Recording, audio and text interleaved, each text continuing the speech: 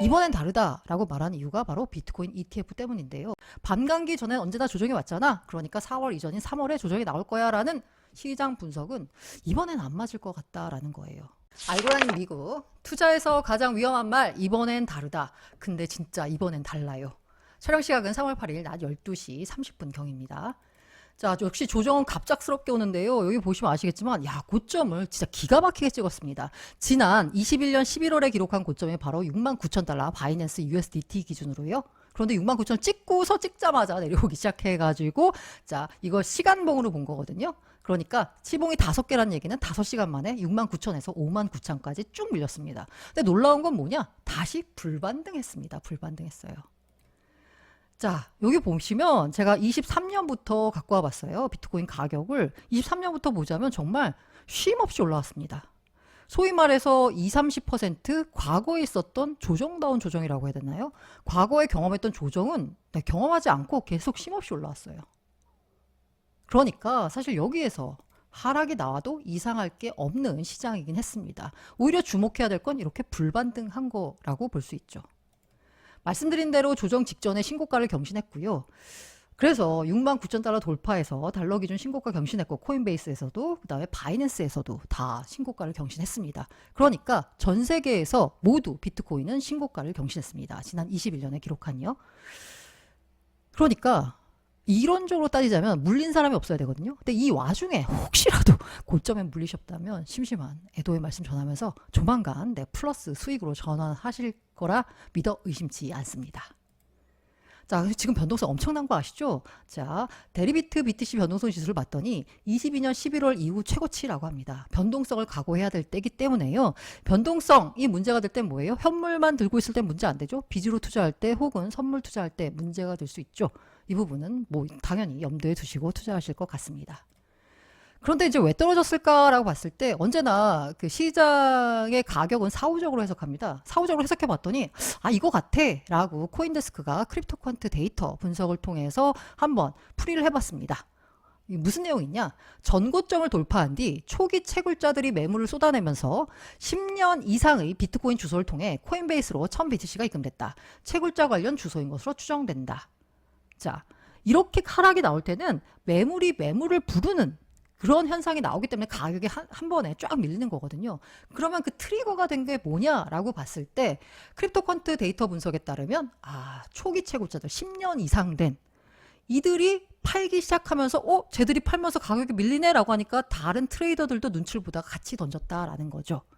이게 해석입니다. 뭐 정확한 시장의 가격이 어떻게 움직였는지는 뭐 알 수 없지만 실제로 보니까 채굴 기업은 꾸준히 팔고 있습니다. 근데 이들 같은 경우에는 채굴 기업이 아니라 2010년 그러니까 완전 초기에 채굴했던 사람들이 던진 거라서 조금 새로운 물량이었던 거고요. 채굴 기업들은 반감기를 앞두고 꾸준히 팔면서 반감기에 대비한 자산 투자를 하고 있는 셈인 거고요. 거품이 낀 상태에서 롱이 청산된 겁니다. 그러니까 다들 막 상승 롱에 베팅을 하면서 롱 포지션이 너무 많았어요. 거품이 낀 상태였는데 그게 이번에 갑작스런 조정으로 어떻게 된 건가요? 네, 순간적인 청산이 나오게 됐죠. 그래서 K33 수석 애널리스트가 거품이 너무 많이 꼈었다. 계단식 롱 포지션 청산을 보게 될 것이다 라고 했거든요. 이건 뭐예요? 롱 포지션이 이렇게 청산이 되는 거니까 거품을 걷어내는 거니까 이른바 건강한 조정이었던 겁니다.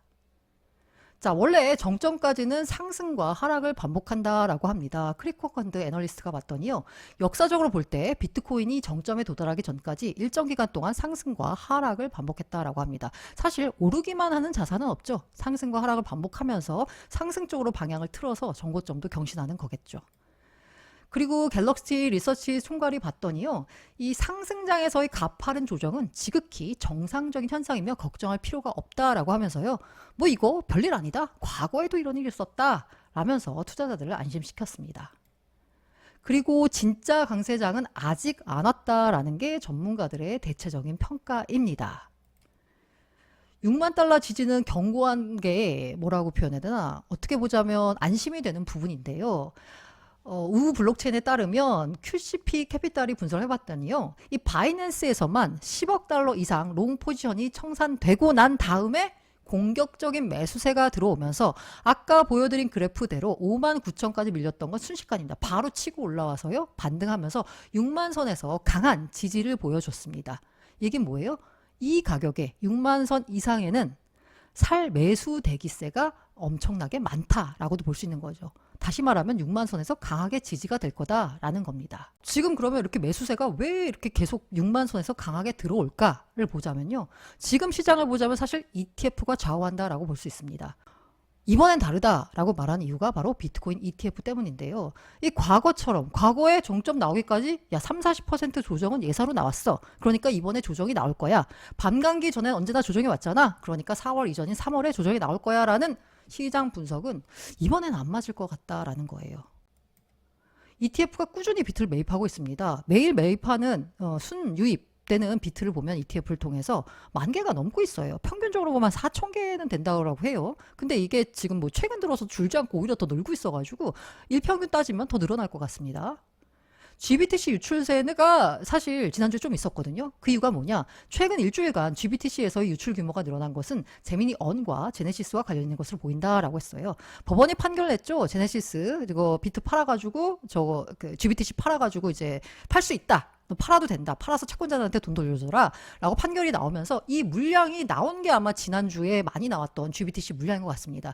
사실 GBTC 물량이 ETF 상장 초기에는 많이 나오다가 점점 줄었었거든요. 근데 갑자기 또 많이 나왔어. 뭐지? 봤더니 제네시스 물량이었던 거고요. 그게 이미 소화가 돼서 아마도 앞으로는 둔화될 전망입니다. 그런데 다른 곳으로 자금이 들어오니까 ETF는 계속 비트를 사는 형국이 되는 거죠. 와, 심지어는 비트코인 ETF에 들어온 돈이 지난 5년간 금 ETF에 들어온 돈보다 많다라고 합니다. 금 ETF가 나온 지 한 달이 조금 넘은 상황인데 5년 동안 들어온 보다 많다는 거예요.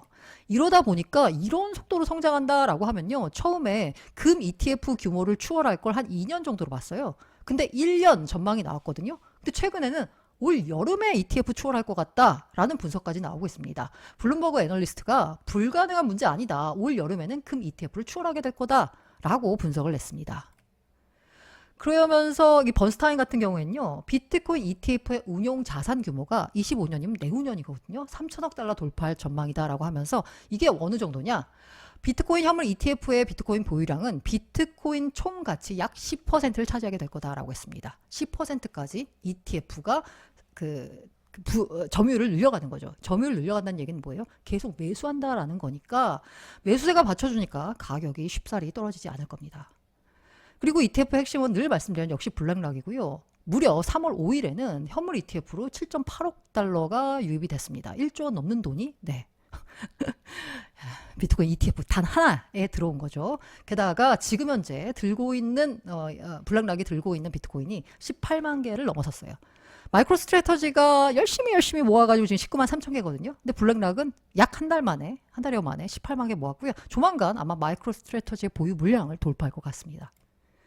그러면서 ETF가 중요한 건 뭐냐, 의미가 있는 건 뭐냐라고 말씀드렸을 때 전통금융과 비트코인, 크립토를 잇는 다리 역할, 브릿지 역할을 한다라는 말씀을 드렸거든요. 그간에는 코인 투자를 못하던 기관들이 ETF를 통해서 비트코인 시장으로 들어올 수 있다라는 말씀드렸는데요. ETF가 기관의 시장 진입을 가속화시키고 있습니다.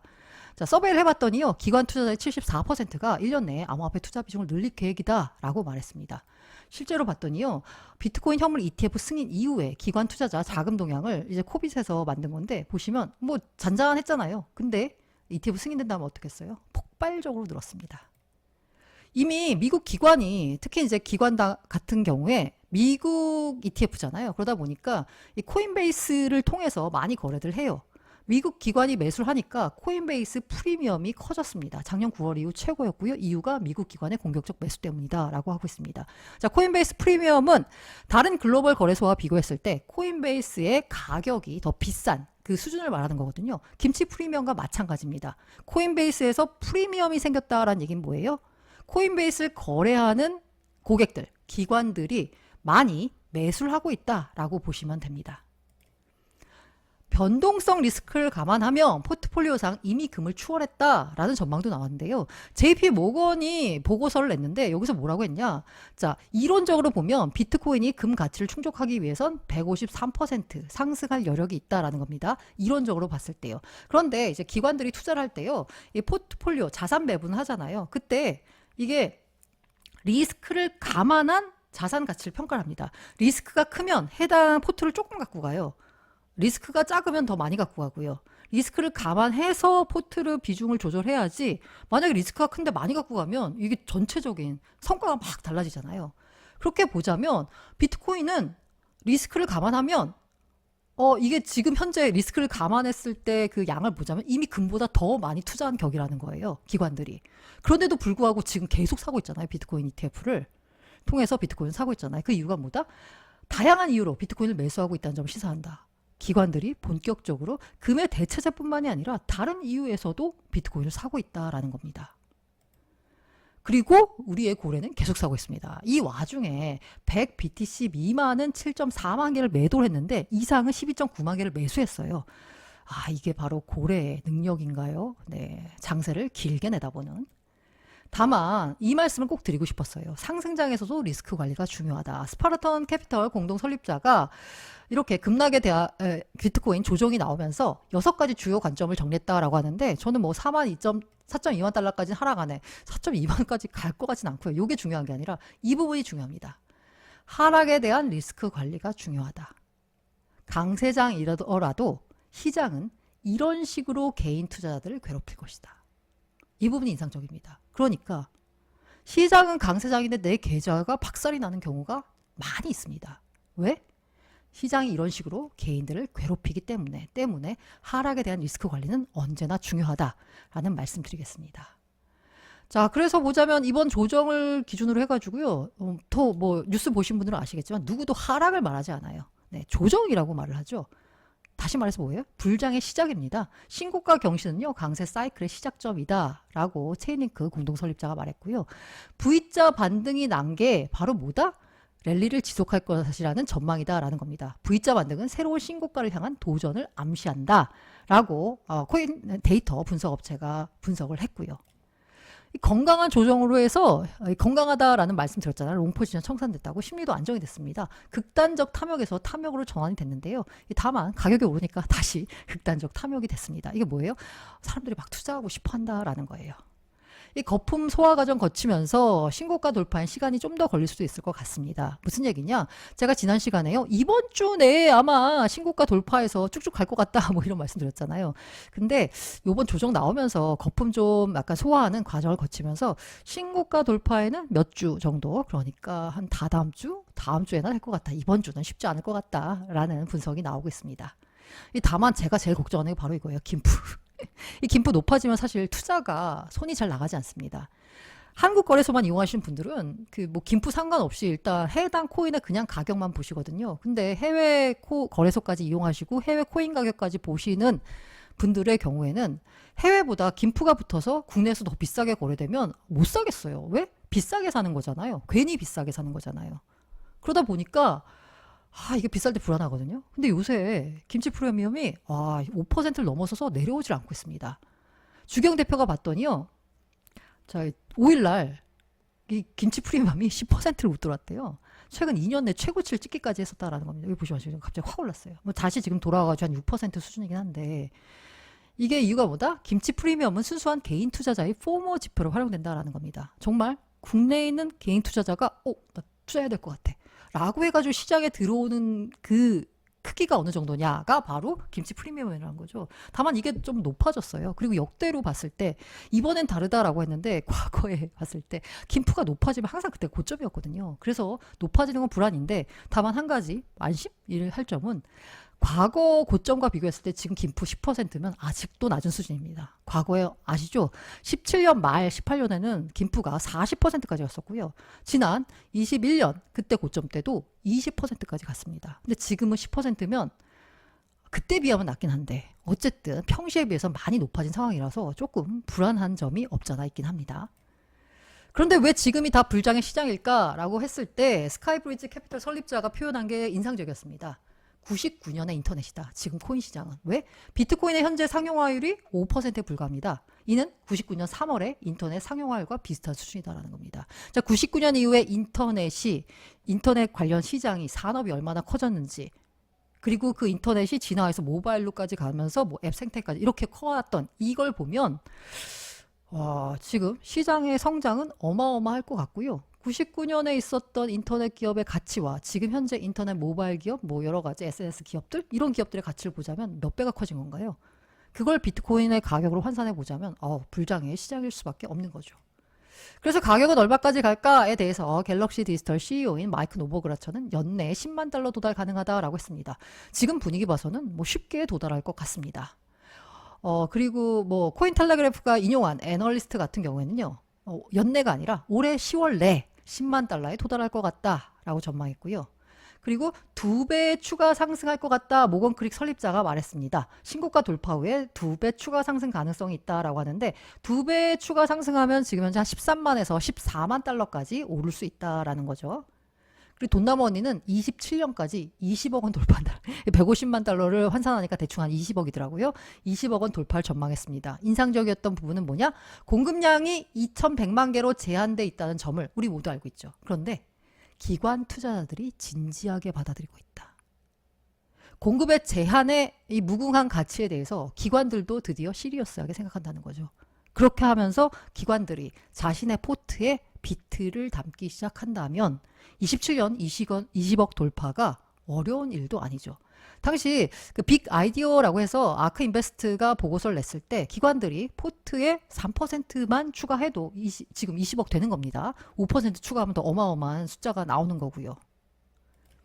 다만 매크로 악재는 없어야 되는데요. 10X 리서치가 비트코인이 거시 악재 발생하지 않는 한 강세장을 지속할 전망이다라고 했습니다. 거시 악재 발생하지 않는 한 단서가 붙었죠. 유동성에 영향을 미치는 거시적 악재, 금리 인상이나 미 증시 대폭 조정 등이 발생하지 않는 이상. 그러니까 매크로가 돕지는 못할지언정 방해는 하지 않아야 된다라는 거거든요. 그런 측면에서 봤을 때 금리 관련해선 3월에는 당연히 동결을 시장 모두가 전망하고 있습니다. 이미 동결에 대한 전망은 가격에 반영됐다고 보기 때문에 여기에서 뭐 3월에 동결해도 아마 가격에 영향 없을 거예요. 다만 앞으로 어떻게 할까인데 지금 현재 파월의 발언을 보자면요. 금리 인하에 신중합니다. 하지만 너무 늦게 낮추진 않을 것 같다라는 겁니다. 너무 늦은 금리 인하의 위험성을 충분히 인지하고 있다라고 발언을 해서요. 사실 어제 S&P 500이 사상 최고치를 마감했고요. 나스닥도 장중 최고 기록을 경신했습니다. 무슨 표현이 있었냐? 상원 청문회에 출석해가지고 우리가 인플레이션이 2%가 된다라고 확신하면 금리 인하할 거야. 근데 지금 우리가 어떤 시점이냐면 그 지점에서 멀지 않아. not far라고 했어요. 이 부분에 주목을 했습니다. 금리 인하 2%가 확신이 되면 인플레 2% 됐어. 확신이 들면 금리 인하할 건데 그 지점이 멀지 않았어. 조만간 하네? 이러면서 금리 인하 기대감에 자산 가격이 급등했어요. 근데 이렇게 급등하다 보니까 무슨 분석이 나오고 있냐면요. 자산 가격이 오르는 만큼 금리 인하가 더 늦어질 수도 있다라는 분석이 나오고 있습니다. JP 모건 전략가, 이게 월가 대표 강세론자였던 마르코 콜라노빅이라는 사람이 있는데요. 이분이 최근에 약세로 돌아섰대요.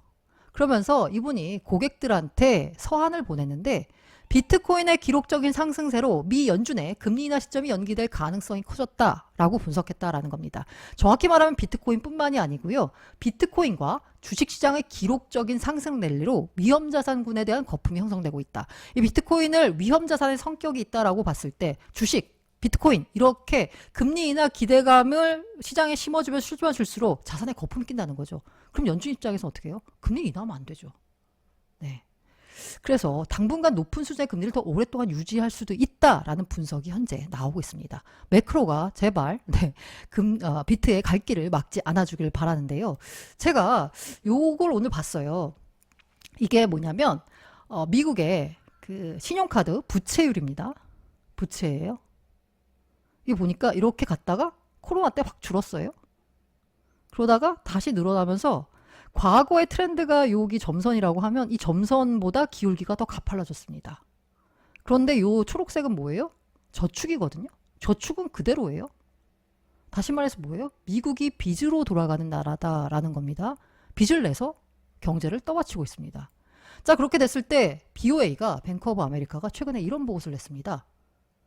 미국 부채로 24년 달러와 경제의 파국적 해가 될 수도라고 했어요. 미국 국가 부채가 100일마다 1조씩 늘어나고 있습니다. 국가 부채가 늘어난다는 얘기는 이걸 감당하기 위해서 돈을 찍어내야 되죠. 돈을 찍어내면 달러 가치가 급락을 하겠죠. 그러면서 미국 경제도 또 뭐 당연히 안 좋겠죠. 이렇게 되면 비트코인은 호재인가요? 악재인가요?